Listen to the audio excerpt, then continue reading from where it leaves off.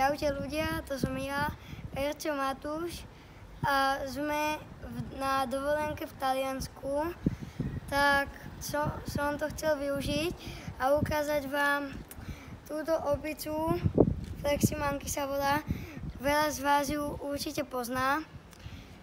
Je to taká opica, keď ju hodíte, tak sa z nej stane placka, tak sme to chceli využiť, že sme v Taliansku, tak sme vám chceli ukázať, čo sa stane, keď ju hodíte z druhého poschodia. A keď ju hodíte, tak sa z nej stane palacinka. Pozrite, troška vám to tu ukážem. Je to úplne špinavé, ale úplne sa to ohlo. Tak, asi môžeme ísť na to. Môžeš házať!